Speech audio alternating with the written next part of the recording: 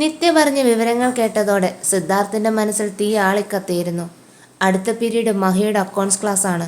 സമയമൊട്ടും പാഴാക്കാതെ അവൻ ഗൗരിയുടെ ക്ലാസ്സിലേക്ക് നടന്നു. ജനൽ വഴി അകത്തേക്ക് നോക്കിയ സിദ്ധാർത്ഥ് കണ്ട കാഴ്ച അവന്റെ നിയന്ത്രണം പൂർണ്ണമായി തെറ്റിച്ചു. ഗൗരിയുടെ ബെഞ്ചിനരികിൽ അവളോട് മുട്ടിയുരുമി നിന്നുകൊണ്ട് മഹി എന്തോ പറഞ്ഞു ചിരിക്കുന്നു. ഭയന്നു പോയ ഗൗരി ഒരു കുന്തം വിഴുങ്ങിയതുപോലെ പ്രതികരിക്കാനാവാതെ നിൽക്കുകയാണ്. ഇവളെന്താ കുന്തം വിഴുങ്ങിയതുപോലെ നിൽക്കുന്നേ? ഒന്ന് പ്രതികരിച്ചൂടെ? കോപത്താൽ അവൻ്റെ ശരീരം ആകെ വിറച്ചു. അവൻ്റെ കൈകൾ മുറുക്കി ചുരുട്ടിപ്പിടിച്ചു. ഒരൊറ്റ നിമിഷം പോലും വൈകാതെ അവൻ ക്ലാസ് റൂമിലേക്ക് ഇരച്ചു കയറി. അപ്രതീക്ഷിതമായ സിദ്ധാർത്ഥിൻ്റെ വരവ് കണ്ട് മഹി ഒരടി പിന്നോട്ടാഞ്ഞു. ആ മുഖത്ത് ഒരു തരം പരിഭ്രമം നിഴലിച്ചു.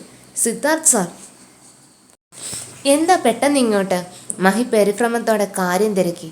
സിദ്ധാർത്ഥ ക്ലാസ്സിലെ എല്ലാവരെയും ഒന്ന് നോക്കി. എന്നിട്ട് പുച്ഛത്തോടെ പറഞ്ഞു, ഒന്നുമില്ല, ചുമ്മാ വന്നതാണ്. മഹി ക്ലാസ് എടുത്തോ. ഞാൻ ഇവിടെ ഉള്ളത് മൈൻഡ് ആക്കണ്ട. ഈ ക്ലാസ്സിലെ പിള്ളേർ അത്ര വെടിപ്പല്ലെന്ന് കേട്ടു. ഞാനൊന്ന് നോക്കട്ടെ സത്യമാണോ എന്ന്. ഇതൊരു ഒഴുകഴിവല്ല, മഹിക്കുള്ള മുന്നറിയിപ്പാണെന്ന് അവിടെ കൂടിയവർക്ക് മനസ്സിലായി. അത്രയും പറഞ്ഞുകൊണ്ട് സിദ്ധാർത്ഥ നേരെ പോയത് മുൻസൂറ്റിലിരുന്ന ഗൗരിയുടെ അടുത്തേക്കാണ്. അവൻ അവളുടെ ഡെസ്കിനോട് ചേർന്നിരുന്ന് ഡെസ്കിൽ കൈവച്ചു. ശേഷം തീവ്രമായ നോട്ടത്തോടെ മഹിയെ നോക്കി. ക്ലാസ്സിലെ എല്ലാ പെൺകുട്ടികളും ഇപ്പോൾ ഗൗരിയെ നോക്കിയത് അസൂയയോടാണ്. സിഒ അവരുടെ അടുത്ത് വന്നിരിക്കുന്നു. ആ ഭാഗ്യം തങ്ങൾക്ക് കിട്ടിയെങ്കിലെന്ന് പലരും ആഗ്രഹിച്ചു പോയിരുന്നു. സിദ്ധാർത്ഥ് അരികിലിരിക്കുന്നത് കാരണം മഹിക്ക് ക്ലാസ് നല്ലതുപോലെ എടുക്കാനാവുന്നുണ്ടായിരുന്നില്ല. അവൻ വാക്കുകൾ കിട്ടാതെ വിയർത്തു. എന്താ മഹി, ക്ലാസ് എടുക്കുന്നില്ലേ? സിദ്ധാർത്ഥ് അവനെ നോക്കി. ചോദ്യത്തിലൊരു പരിഹാസം നിറച്ചു. സാർ, അത് പിന്നെ എനിക്ക്. മഹി വാക്കുകൾ പൂർത്തിയാക്കാനാവാതെ ഒന്ന് നിർത്തി. എന്തു പറ്റി? ഞാനിവിടെ ഇരിക്കുന്നത് കൊണ്ടാണോ? സിദ്ധാർത്ഥ് തിരക്കി. അതെ സാർ, മഹി നിസ്സഹായതയോടെ പറഞ്ഞു. എങ്കിൽ ശരി, ഞാൻ മാറിയിരിക്കാം. അപ്പോൾ ക്ലാസ് എടുക്കാൻ പറ്റുമോ? സാർ, അങ്ങനെയല്ല. മഹി തിരുത്താൻ ശ്രമിച്ചു. എങ്ങനെയല്ലെന്ന്? അടുത്തതൊരു അലർച്ചയായിരുന്നു. കണ്ണഞ്ചിപ്പിക്കുന്ന വേഗത്തിൽ സിദ്ധാർത്ഥ് എഴുന്നേറ്റു. മഹിയുടെ കഴുത്തിന് കുത്തിപ്പിടിച്ച് ഗൗരിയുടെ അടുത്തേക്ക് തള്ളി. തൊടടാ അവളെ, തൊട്. നിന്റെ സൂക്കേട് തീരും വരെ തൊട്. സിദ്ധാർത്ഥിന്റെ കണ്ണുകൾ കോപം കൊണ്ട് ജ്വലിച്ചു. മഹി ആകെ വിറച്ചു പോയിരുന്നു. പെട്ടെന്നുണ്ടായി ഈ ആക്രമണം അവനെ തളർത്തി. എന്താടാ, തൊടുന്നില്ലേ? സിദ്ധാർത്ഥ് വീണ്ടും അലറി. സർ, പ്ലീസ് സർ, മഹി യാചിച്ചു. ഇനി മേലാൽ ഇവളെയെന്നല്ല ഏതൊരു പെൺകുട്ടിയെയും തൊടുമ്പോൾ നീയൊന്ന് ഭയക്കണം. അതിനുള്ളത് ഞാൻ ഇപ്പോൾ തരാം. അത്രയും പറഞ്ഞുകൊണ്ട് സിദ്ധാർത്ഥ് ഒരു ദയയുമില്ലാതെ മഹിയുടെ അടിവയറ്റിനിട്ട് ഒരടി കൊടുത്തു. വേദന കൊണ്ട് മഹി നിലത്ത് കിടന്ന് പിടഞ്ഞു. അവൻ്റെ വായിൽ നിന്ന് നേരിയ രക്തം പുറത്തു വന്നു. ഈ രംഗങ്ങളെല്ലാം കണ്ട് ഭയത്താൽ നിറഞ്ഞ കണ്ണുകളോടെ ഗൗരി സിദ്ധാർത്ഥിനെ തന്നെ നോക്കി നിന്നു. ഭയം കാരണം തന്നെ തന്നെ നോക്കി നിൽക്കുന്ന ഗൗരിയുടെ നേർക്ക് കോപത്തിൽ കത്തുന്നൊരു നോട്ടം വായിച്ചു സിദ്ധാർത്ഥ്. അത് അവൾക്ക് താങ്ങാൻ പറ്റുന്നതിനപ്പുറമുള്ള തീക്ഷ്ണമായ ഒരു നോട്ടമായിരുന്നു. ആ തീവ്രതയെ ഗൗരി അറിയാതെ നിറമഴികൾ താഴേക്ക് താഴ്ത്തി. അപ്പോഴേക്ക് സിദ്ധാർത്ഥിന്റെ പരുക്കൻ ശബ്ദം അവിടെ ഉയർന്നു. താനെന്ന് എൻ്റെ ക്യാബിനിലേക്ക് വാ. ആ ഉത്തരവ് കൂടെ ആയപ്പോൾ ഗൗരിയുടെ ഭയം വല്ലാതെ പിടികൂടി. തന്റെ രഹസ്യം പുറത്തായതിനു ശേഷമുള്ള ഈ വിളി ഏത് ശിഷ്യയ്ക്കായിരിക്കുമെന്ന് അവൾ ഭയന്നു. ഒരു പ്രതികരണവുമില്ലാതെ ഒരു പ്രതിമ കണക്കെ നിന്ന അവളുടെ ഡെസ്കിൽ സിദ്ധാർത്ഥ് ആഞ്ഞടിച്ചുകൊണ്ട് അലറി. തന്നോട് ക്യാബിനിൽ എത്താനാണ് പറഞ്ഞത്. അതും പറഞ്ഞുകൊണ്ട് കോപത്തിൽ മഹിയുടെ കോളറിലും പിടിച്ചു വലിച്ചുകൊണ്ട് സിദ്ധാർത്ഥ് ക്ലാസ് റൂമിൽ നിന്നും പുറത്തേക്ക് നടന്നു. അവർക്ക് പിന്നാലെ കാലുകൾ തളർന്നൊരു പ്രതിമ കണക്കെ ഗൗരിയും. സിദ്ധാർത്ഥിന്റെ പേഴ്സണൽ ക്യാബിൻ ഡോറിന് മുന്നിൽ എത്തിയതും അവൾ ഒന്ന് നിന്നു. സിദ്ധാർത്ഥ് എന്തിനാവൻ തന്നെ വിളിപ്പിച്ചതെന്നറിയാതെ അവൾ വല്ലാതെ ഭയന്നു. തനിക്ക് അകത്തേക്ക് വരാനായില്ലേ? പെട്ടെന്ന് അകത്തു നിന്ന് സിദ്ധാർത്ഥിന്റെ ശബ്ദം കേട്ടതും ശരവേഗത്തിൽ ഗൗരി അകത്തേക്ക് കയറി. അവിടെ അടിച്ചുകൊണ്ട് ക്ഷീണിതനായി തല കുനിച്ച് വലിയും മഹിയും ഒരു ഭാഗത്തിരിപ്പുണ്ടായിരുന്നു. ഗൗരി ഇരിക്കെ. അവന്റെ ശബ്ദം അല്പം കനത്തു. അവൾ പതിയെ അവൻ അഭിമുഖമായിരുന്നു. സിദ്ധാർത്ഥ് മഹിയോടായി ചോദിച്ചു. ഒരു സാർ എന്ന നിലയിൽ മഹി ചെയ്തത് ശരിയാണെന്ന് മഹിക്ക് തോന്നുന്നുണ്ടോ? ഇല്ലെന്ന് അവൻ അവശനായി തലയാട്ടി. ഒരു വിദ്യാർത്ഥി എന്ന നിലയിൽ അതിനെ സപ്പോർട്ട് ചെയ്ത് ഇരുന്നു കൊടുത്തത് ശരിയാണെന്ന് ഗൗരിക്ക് തോന്നിയോ? അവളും ഇല്ല എന്ന് തലയാട്ടി. രണ്ടിൻ്റെയും വായിലെന്താ, പഴം വല്ലതുമാണോ? വാ തുറന്ന് പറയാൻ വയ്യേ? അവൻ്റെ ചോദ്യം ആ ക്യാബിൻ മുഴുവൻ പ്രതിധ്വനിച്ചു. ഇരുവരും ഇല്ല എന്ന് ഉറക്കെ പറഞ്ഞു. ശേഷം സിദ്ധാർത്ഥ് തൻ്റെ മേശപ്പുറത്തു നിന്ന് ഒരു ലെറ്റർ എടുത്ത് മഹിക്ക് നേരെ നീട്ടി. പുറത്തേക്ക് പോകാൻ നോക്ക്. സാർ, മഹിക്ക് ഏണ് വിളിച്ചു. Get out. സാർ, അങ്ങനെ പറയരുത്. ഇവിടുത്തെ ജോലി എൻ്റെ ജീവിതമാണ് സാർ, പ്ലീസ്, മഹി യാചിച്ചു. സിദ്ധാർത്ഥിൻ്റെ കണ്ണുകൾ തീക്ഷ്ണമായി. നീയൊക്കെ എന്താ വിചാരിച്ചത്? ഇതുപോലെയുള്ള അവിവേകങ്ങൾ കാണിച്ചാൽ ഞാൻ അറിയില്ലെന്നോ? കുറച്ചു നാളത്തേക്ക് മാറി നിന്നപ്പോൾ നീയൊക്കെ കരുതി സിദ്ധാർത്ഥ് ചത്തുപോയെന്നല്ലേ? നിന്റെയൊക്കെ പ്ലാനാണ് ആ അപകടമെന്നറിയാൻ ഈ സിദ്ധാർത്ഥിന് അധികം സമയം വേണ്ടി വന്നില്ലടാ. ആ വാക്കുകൾ കേട്ടതും മഹിയുടെ കണ്ണുകൾ ഭയത്താൽ പുറത്തേക്ക് വരുന്നത് പോലെ വേർത്തു. സിദ്ധാർത്ഥ് സാർ, അവന്റെ നാവിൽ നിന്നും അറിയാതെ ഒരു വിളി പുറത്തേക്ക് വന്നു. നിന്നെ ഞാൻ മുഴുവനായി കാണാൻ അങ്ങ് ചങ്ങനാശ്ശേരിയിലേക്ക് വരുന്നുണ്ട്. കടയോടെ പിഴുതെറിഞ്ഞിട്ടേ ഈ സിദ്ധാർത്ഥ് തിരിച്ചു പോരും സാർ, മഹി ഇടർച്ചയോടെ വിളിച്ചു. അപ്പോഴേക്ക് സിദ്ധാർത്ഥ് സെക്യൂരിറ്റി ബെൽ പ്രസ് ചെയ്ത്, ഇവനെ പിടിച്ച് കോളേജിന്റെ കോമ്പൗണ്ടിന് വെളിയിലാക്കുക. ഇനി ഇവിടെ ഇവന്റെ നിഴൽ പോലും കാണരുത്. പിന്നീട് അവനെയും വലിച്ചഴിച്ചുകൊണ്ട് സെക്യൂരിറ്റി അവിടെ നിന്ന് ഇറങ്ങിപ്പോയി.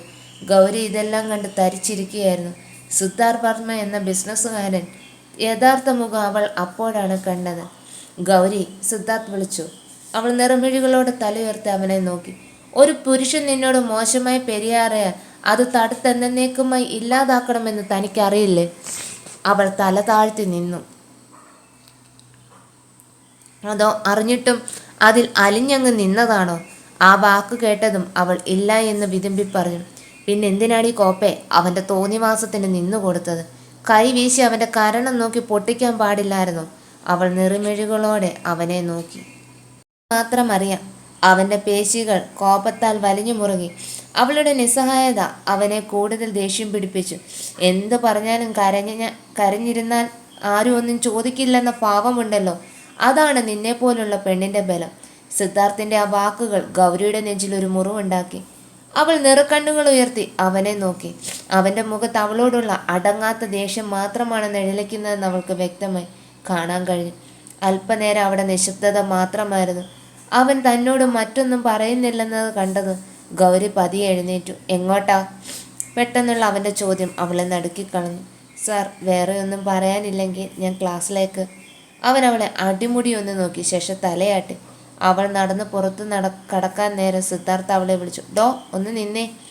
അവൾ പതിയെ തിരിഞ്ഞു നോക്കി. ഇവിടെ പഠിക്കുന്ന ഒരു ഋത്തിക് റോഷനെ അറിയാമോ തനിക്ക്? ഗൗരിയുടെ ഉള്ളൊന്ന് കാടി. ഈശ്വര, ഇങ്ങേരിതെന്തു ഭാവിച്ചു? അവൾ നെഞ്ചിൽ കൈവച്ച് നിന്നു. ഡോ, തനിക്ക് ചെവി കേൾക്കില്ലേ? Sorry sir. അത് പിന്നെ എനിക്ക് അങ്ങനെ ഒരാളെ അറിയില്ല. ശരി ശരി, എങ്കിൽ ചെല്ല്. സിദ്ധാർത്ഥ് അർദ്ധം പറഞ്ഞുകൊണ്ട് തിരികെ സീറ്റിലേക്കിരുന്നു. ഇപ്പോഴും നോ എന്ന് പറയാൻ ഇവൾ പഠിച്ചിട്ടില്ല. സിദ്ധാർത്ഥ് അരിശത്തി പറഞ്ഞുകൊണ്ട് താടിയിൽ കൈവച്ചു.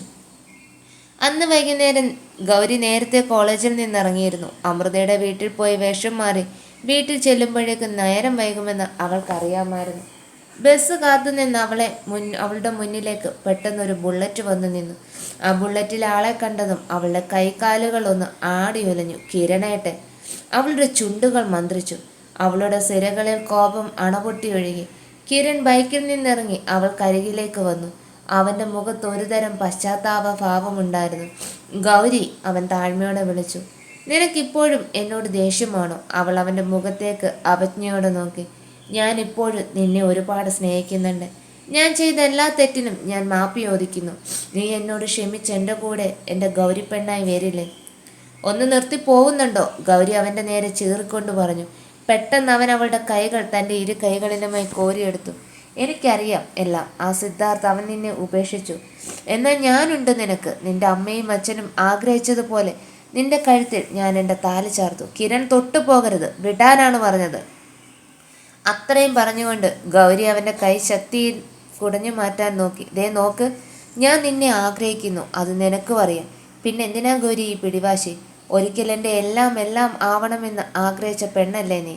കിരൺ അവളുടെ കണ്ണുകളിലേക്ക് നോക്കി പറഞ്ഞു. ഛീ, പഴയ കാര്യങ്ങൾ ഓർമ്മിപ്പിക്കുമ്പോൾ തനിക്കൊന്നും ഒരു ലജ്ജ പോലും ഇല്ലാലോ എന്നാ ഞാൻ വിചാരിക്കുന്നത്. താൻ പറഞ്ഞത് ശരിയാ. ഈ കിരണേട്ടൻ്റെ പെണ്ണാവാൻ കൊതിച്ചൊരു പൊട്ടിപ്പെണ്ണുണ്ടായിരുന്നു. ആ പെണ്ണിനെ എല്ലാവരും കൂടെ ചതിച്ചെല്ലാം തട്ടിയെടുത്തപ്പോൾ എന്നെയും നിങ്ങളൊരു കറിവേപ്പില പോലെ വലിച്ചെറിഞ്ഞില്ലേ? അതെല്ലാം പണ്ടല്ലേ. ഇന്ന് നിനക്കെല്ലാം ഉണ്ട്. ദേ ആ ഞാനും തിരിച്ചെത്തി. ഇനി ആ കഴുത്തിൽ നിന്റെ അമ്മയും അച്ഛനും ആഗ്രഹിച്ചതുപോലെ ഒരു താലി അത്രയ്ക്ക് വേണോ? പിന്നിൽ നിന്ന് കേട്ട ഇടിമുഴക്കം പോലുള്ള ശബ്ദത്തിൽ കിരൺ പതിയെ തിരിഞ്ഞു നോക്കി. അവൻ്റെ മുഖത്തെ ധൈര്യഭാവം പെട്ടെന്ന് മാഞ്ഞു. ഗൗരിയിൽ പിടിച്ചിരുന്ന അവൻ്റെ കൈ ഞൊടിയിടയിൽ ഒന്നയഞ്ഞു. സിദ്ധാർത്ഥ്, അവൻ വിക്കി പറഞ്ഞു. അതേടാ, സിദ്ധാർത്ഥ് തന്നെ, സംശയിക്കേണ്ട കാര്യമില്ല. സിദ്ധാർത്ഥിൻ്റെ കണ്ണുകൾ അഗ്നി പോലെ ജ്വലിച്ചു. ഇപ്പോഴും കോട്ടഴിച്ചു മാറ്റാത്ത ആ വേഷവിധാനത്തിൽ അവനൊരു രാജാവിനെ പോലെ നടന്നു വന്നു. സിദ്ധാർത്ഥ് വേഗതയിൽ കിരണിൻ്റെ അടുത്തെത്തി. ഗൗരിയിൽ വീണിരുന്ന കിരണിന്റെ കൈകളിൽ അവൻ ശക്തമായി പിടിച്ചു വലിച്ചെടുത്ത് അവനെ ദൂരേക്ക് തള്ളി മാറ്റി. ശേഷം ഗൗരിയെ വലിച്ചെടുത്ത് സിദ്ധാർത്ഥിനോട് ചേർത്തു നിർത്തി. അവളുടെ ശരീരം അവന്റെ ചൂടിൽ സുരക്ഷിതമായി ഒതുങ്ങി. സിദ്ധാർത്ഥിന്റെ കരുത്തുറ്റ സംരക്ഷണം ഗൗരിയെ പഴയ ഓർമ്മകളിലേക്ക് കൂട്ടിക്കൊണ്ടുപോയി. തന്നെ ചേർത്ത് പിടിക്കുന്ന ഈ കൈകൾ ഒരിക്കൽ തനിക്ക് ഏറ്റവും പ്രിയപ്പെട്ടതായിരുന്നു. അനുസരണയില്ലാത്ത അവളുടെ കണ്ണുകൾ ഇന്നും അറിയാതെ നിറഞ്ഞു തൂവി. ആ വാക്കുകൾ കേട്ടതും സിദ്ധാർത്ഥിന്റെ ഉള്ളിൽ ഒരു കടലിരമ്പി. അവൻ കിരണിന്റെ അടുത്തേക്ക് ഒരടി കൂടി നീങ്ങി നിന്നു. ആര് പറഞ്ഞു ഗൗരിയെ ഈ സിദ്ധാർത്ഥ വർമ്മ ഉപേക്ഷിച്ചു കളഞ്ഞെന്ന്? എൻ്റെ കൊക്കിന് ജീവനുള്ളിടത്തോളം കാലം അവൾ എൻ്റെ പെണ്ണായിരിക്കും. കിരൺ വീണ്ടും പരിഹാസത്തോടെ അവനെ നോക്കി. ബിസിനസ്സുകാരന് അവളെ മടുത്തെങ്കിലും അവളെപ്പോലെ ഒരു സുന്ദരി പെണ്ണിനെ ഇനി നിനക്ക് കിട്ടില്ലെന്ന് നിനക്ക് നന്നായി അറിയാം. വിട്ട് കളയാനും വയ്യ, കൂടെ നിർത്താനും വയ്യ. അതല്ലേ സത്യ സിദ്ധാർത്ഥ്? സിദ്ധാർത്ഥിൻ്റെ കണ്ണുകൾ ചുവന്നു തൊടുത്തു.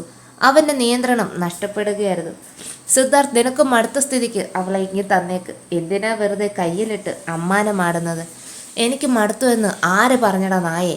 സിദ്ധാർത്ഥ ഒരൊറ്റ കുതിപ്പിന് കിരണിൻ്റെ കോളറ് കുത്തിപ്പിടിച്ചു. അവനെ വലിച്ചിടിച്ച് കാറിനോട് ചേർത്ത് ശക്തിയായി തള്ളി. ഒന്ന് നീ കേട്ടോ, ഈ സിദ്ധാർത്ഥ് ഇതുവരെ അവളെ ഉപേക്ഷിച്ചിട്ടില്ല, ഇനി ഉപേക്ഷിക്കാൻ പോകുന്നുമില്ല. അവളെ എന്തെങ്കിലും സ്വന്തമാക്കാം എന്നുള്ള വ്യാമോഹം നിനക്കുണ്ടെങ്കിൽ അതിപ്പോഴേ എടുത്ത് കളയുന്നതാണ് നിനക്ക് നല്ലത്. ഇല്ലെങ്കിൽ ബാക്കി വെക്കാൻ നിന്റെ ഈ ശരീരം ഉണ്ടാവില്ല. സിദ്ധാർത്ഥിൻ്റെ ശക്തിയായ തള്ളലിൽ കിരണിൻ്റെ തല കാറിൽ ചെന്നിടിച്ചു. ഒരു നിമിഷം അവൻ്റെ ബോധം മറഞ്ഞുപോയി. കാറിനുള്ളിലിരുന്ന് ഗൗരി ആ കാഴ്ച കണ്ട് വിറയ്ക്കുകയായിരുന്നു. സിദ്ധാർത്ഥിൻ്റെ രോഷം അവൾക്ക് സുപരിചിതമാണെങ്കിലും ഇത്രയും കഠിനമായി അവൻ പ്രതികരിക്കുന്നത് അവൾ ആദ്യമായി കാണുകയായിരുന്നു. വേദന കൊണ്ട് ഇനി എന്ത് പറയണമെന്നറിയാതെ കിരൺ തറഞ്ഞു നിന്നു. സിദ്ധാർത്ഥിൻ്റെ ആ നോട്ടത്തിനു മുന്നിൽ താൻ എത്ര നിസ്സാരനാണെന്ന് അവൻ വീണ്ടും തിരിച്ചറിഞ്ഞു. കിരണിനെ റോഡിൽ തള്ളി മാറ്റി ഒരു കൊടുങ്കാറ്റ് പോലെ സിദ്ധാർത്ഥ് കാറിൻ്റെ ഡ്രൈവിംഗ് സീറ്റിലിരുന്നു. കാർ ശരവേഗത്തിൽ അവിടെ നിന്നും പാഞ്ഞു. അവൻ്റെ ഡ്രൈവിങ്ങിലെ വേഗത കാണവേ ഗൗരിക്ക് ശരിക്കും ഭയം തോന്നി. അവൾ കൈകൾ നെഞ്ചിൽ വെച്ച് നിറകണ്ണുകളോട് ദൈവത്തെ ഓർത്തു. ഒരു കാര്യം അവൾക്ക് വ്യക്തമായിരുന്നു, ഈ പോക്ക് നേരെ സിദ്ധാർത്ഥിൻ്റെ വീട്ടിലേക്കാണ്. ഇങ്ങനെ പോയാൽ ശരിയാവില്ല. എനിക്ക് അമൃതയുടെ വീട്ടിലെത്തണം. ഈ യൂണിഫോം മാറ്റി പഴയ വേഷം ധരിച്ചില്ലെങ്കിൽ എല്ലാം കുഴപ്പമാകും. ഗൗരി പരിഭ്രമത്തോടെ ഓർത്തു. സാർ, അവൾ ഇടർച്ചയോടെ വിളിച്ചു. സിദ്ധാർത്ഥ് പെട്ടെന്ന് കാറിൻ്റെ വേഗത ഒന്ന് കുറച്ചു. അവൻ തീ പോലെ ജ്വലിക്കുന്ന ഒരു നോട്ടം അവൾക്ക് നേരെ പായിച്ചു. ആ നോട്ടത്തിൽ ഒരു ചോദ്യമുണ്ടായിരുന്നു. എന്താടാ എന്ന് ചോദിക്കുന്നത് പോലെ ഒരു ഭാവം. സാർ, എനിക്ക് പോകേണ്ടത് ആ കഴിഞ്ഞു പോയ വഴിക്കാണ്. എനിക്കൊന്ന് അമൃതയുടെ വീട് വരെ. നീ ഇപ്പോൾ എങ്ങോട്ടും പോകുന്നില്ല. നീ എൻ്റെ കൂടെ എൻ്റെ വീട്ടിലേക്ക് വരും. അവൻ്റെ ശബ്ദം അറുത്തു മുറിച്ചതായിരുന്നു. അതിൽ തർക്കങ്ങൾക്ക് സ്ഥാനമില്ലായിരുന്നു. സോറി, അത് പിന്നെ. ഗൗരി, ഞാൻ പറയുന്നത് കേൾക്കുന്നതാണ് നിനക്ക് നല്ലത്. നിനക്ക് മുന്നിൽ നിൽക്കുന്ന നിന്റെ പഴയ സിദ്ധാർത്ഥല്ല. എൻ്റെ ദേഷ്യം എത്രയാണെന്ന് ഞാൻ നിനക്ക് പ്രത്യേകം പറഞ്ഞു തരേണ്ട കാര്യമില്ലല്ലോ. അവൾ ഒന്നുമില്ലെന്ന് തലയാട്ടി. അവൻ്റെ ആ അധികാരത്തിന് മുന്നിൽ മറുപടി പറയാൻ അവൾക്ക് ശേഷിയുണ്ടായിരുന്നില്ല. കാർ നേരെ സിദ്ധാർത്ഥിൻ്റെ വീടിൻ്റെ വലിയ ഗേറ്റ് കടന്ന് അകത്തെത്തി. ടയറുകൾ കല്ലിലുരയുന്ന ശബ്ദത്തോടെ കാർ നിന്നു. സിദ്ധാർത്ഥ് പുറത്തിറങ്ങി അവളുടെ വശത്തെ ഡോർ വലിച്ചു തുറന്നു. അവളുടെ കയ്യിൽ മുറുകെ പിടിച്ച് കാറിൽ നിന്നും പുറത്തിറക്കി ഒരു ചെറിയ കുട്ടിയെ എന്ന പോലെ അവൻ അവളെ വലിച്ചുകൊണ്ട് വീടിനുള്ളിലേക്ക് നടന്നു. അവനിലെ ഈ മാറ്റം ഗൗരിയെ വല്ലാതെ ഭയപ്പെടുത്തുന്നുണ്ടായിരുന്നു. എങ്കിലും ആ സ്പർശനത്തിൽ അവൾക്കൊരു അപരിചിതമായ ഒരു സുരക്ഷിതത്വം തോന്നി. സർ, നിങ്ങളെന്താ ഈ ചെയ്യുന്നത്? ഹാളിലെത്തിയപ്പോൾ അവൾ അവനെ തടയാൻ ശ്രമിച്ചു. അവൻ പെട്ടെന്ന് നടപ്പ് നിർത്തി അവളുടെ നേർക്ക് തിരിഞ്ഞു. അവൻ്റെ മുഖം അവളുടെ മുഖത്തോട് വളരെ അടുത്തായിരുന്നു. സാർ, അല്ല സിദ്ധാർത്ഥ്, അവൻ തിരുത്തി. ഗൗരി ഒരു നടുക്കത്തോടെ അവനെ നോക്കി.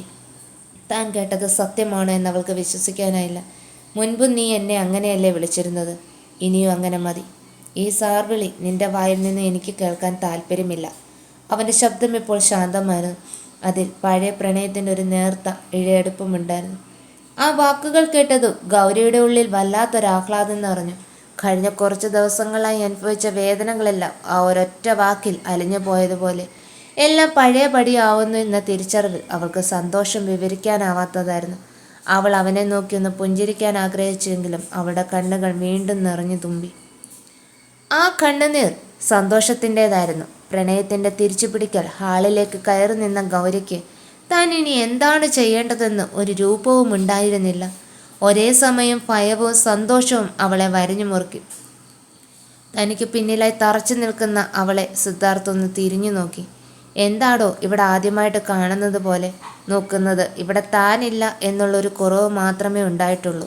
വേറൊന്നും ഇവിടെ മാറിയിട്ടില്ല. ആ വാക്കുകൾ കേട്ടതും അവൾക്ക് പൂർണ്ണമായും ബോധ്യപ്പെട്ടു.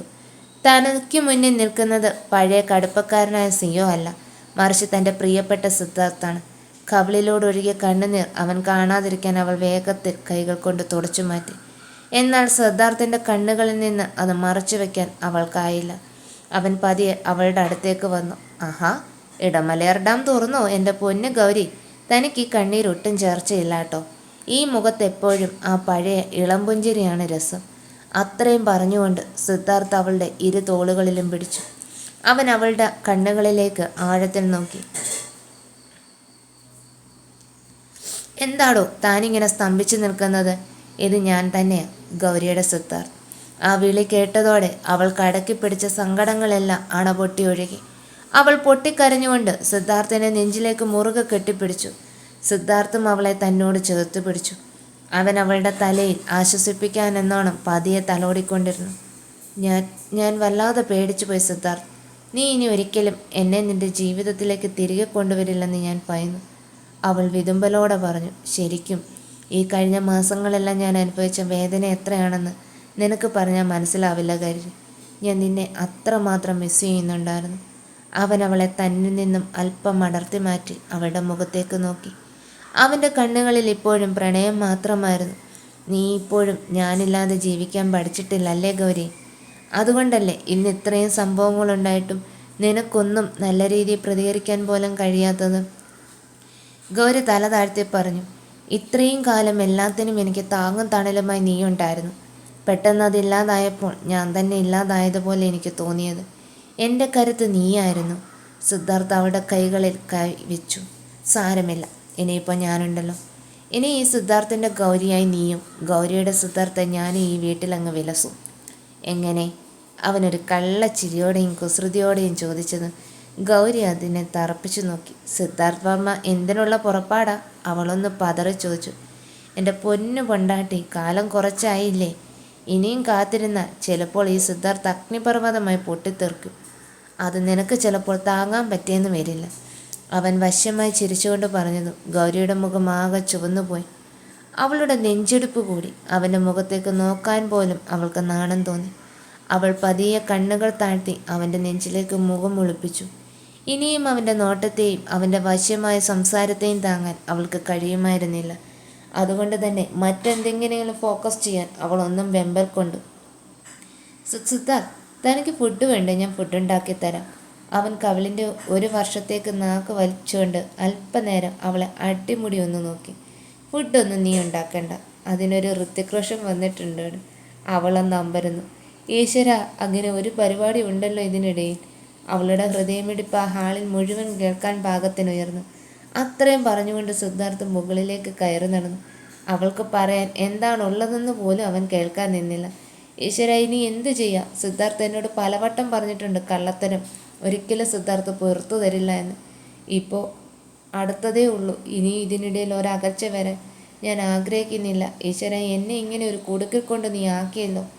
അവൾ ഇടർച്ചയോടെ ഈശ്വരനോട് പരാതി പറഞ്ഞു. റൂമിലെത്തിയ സിദ്ധാർത്ഥ് അവൻ്റെ വേഷം അഴിച്ചു മാറ്റി ഫ്രഷ് ആവാനുള്ള ഒരുക്കത്തിലായിരുന്നു. മുകളിലേക്ക് കയറിയ ഗൗരി അവൻ്റെ റൂമിൻ്റെ വാതിൽ തുറന്നു കിടക്കുന്ന കണ്ട് പതിയെ അങ്ങോട്ടേക്ക് നടന്നു. വാതിലടുത്തതും അവളൊന്ന് മുരടനക്കി. സിദ്ധാർത്ഥ് തിരിഞ്ഞവളെ നോക്കി. ആഹാ, വാ, അകത്തേക്ക് വാ, നല്ല ടൈമിലാണ് വന്നത്. അവൻ ഷർട്ടിൻ്റെ ബട്ടൺ ഊരിക്കൊണ്ട് പറഞ്ഞു. സിദ്ധാർത്ഥ്, എനിക്കൊരു കാര്യം പറയാനുണ്ടായിരുന്നു. അവൾ വിറയലാർന്ന കാലുകൾ പെറുക്കി വെച്ച് മുന്നോട്ട് നടന്നു പറഞ്ഞു. എന്തു പറ്റി? അവൻ അവൾക്കരികിലേക്ക് അടുത്തു വന്ന് ചോദിച്ചു. സിദ്ധാർത്ഥ്, താൻ പറഞ്ഞില്ല ഒരു ഹൃതിക് റോഷൻ കാര്യം? അത് പറയുമ്പോൾ അവൻ അവളുടെ ചുണ്ടിലേക്ക് തന്നെ നോക്കിക്കൊണ്ടിരുന്നു. പറയാൻ ഭയം കൊണ്ട് ചുണ്ടുകൾ കടിക്കുന്നതും എല്ലാം അവനൊരു വികാരത്തോടെയാണ് നോക്കിക്കണ്ടത്. പറ. അവൻ ആർദ്രമായി അവളുടെ അടുത്തേക്ക് നീങ്ങി ഇടുപ്പിലൂടെ അവളെ വലിച്ചടുപ്പിച്ചു പറഞ്ഞു. സിദ്ധാർത്ഥ്, ആ ഹൃതിക് റോഷൻ അത് പറയുമ്പോൾ അവൻ അവളുടെ ചുണ്ടോട് ചുണ്ടടുപ്പിച്ചു തുടങ്ങിയിരുന്നു. സിദ്ധാർത്ഥ്, ഞാനൊന്ന് പറയട്ടെ സിദ്ധാർത്ഥ്. അവൾ ഭയത്താൽ സങ്കടം അടക്കി പിടിച്ചു. അവനൊരു ദീർഘശ്വാസം വിട്ടുകൊണ്ട് അവളെ ഒരല്പം മാറ്റി നിർത്തി പറഞ്ഞു. താൻ പറയാൻ വരുന്നതെല്ലാം എനിക്ക് നല്ല വ്യക്തമായി അറിയാം. താനായിരുന്നു ഹൃതിക് റോഷൻ എന്നും അവനും അപ്പവും ചേർന്ന് ഒപ്പിച്ച കളിയാണെന്നും എല്ലാം. അത് കേട്ടതും കാൽച്ചോട്ടിലെ മണ്ണൊലിച്ചതുപോലെ അവൾക്ക് തോന്നി. പേടിക്കണ്ടാൽ, അതെല്ലാം ഞാനും ഒരു എൻ്റർടൈൻമെൻറ്റിലായി മാത്രമേ എടുത്തിട്ടുള്ളൂ, പോരെ. അത് കേട്ടപ്പോഴാണ് അവൾക്ക് ആശ്വാസം തോന്നിയത്. അവൾ അവനെ ചുറ്റിപ്പിടിച്ചുകൊണ്ട് ഒരുപാട് സോറി പറഞ്ഞു.